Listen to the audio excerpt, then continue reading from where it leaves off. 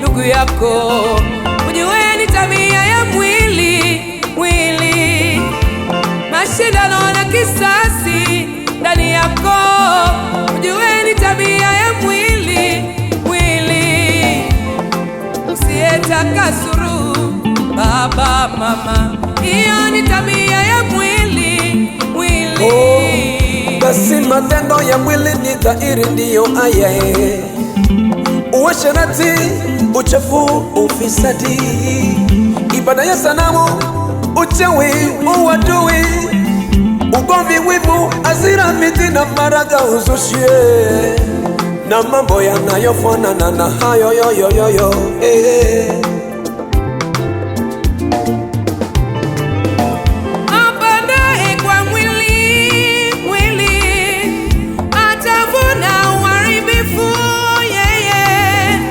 Apandaye kwa roho atavuna uzima wa milele.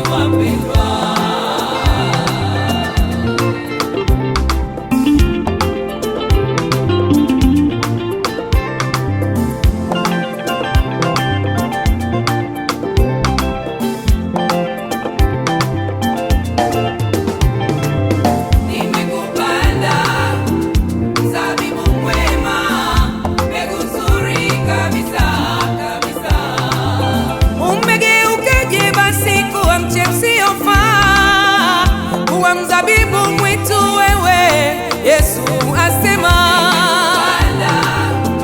mzabibu mwema wewe, kabisa.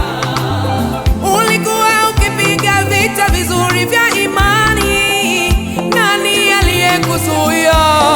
Yesu asema, mzabibu mwema, mbegu nzuri kabisa.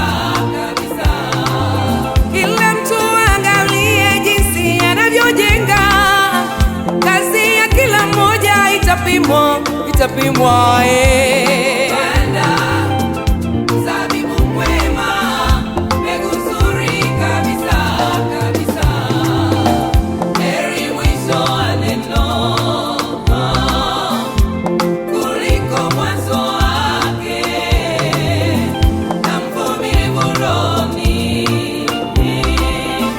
kuliko mwenye roho ya kiburi.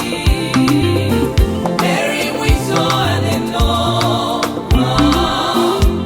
kuliko mwanzo wake, na mvumilivu rohoni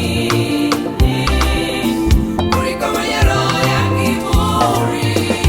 Mtumishi uliyeitwa na Bwana, ukavipige vita vilivyo vizuri, imani ukailinde, umewekewa taji na Bwana. Kaza mwendo wewe,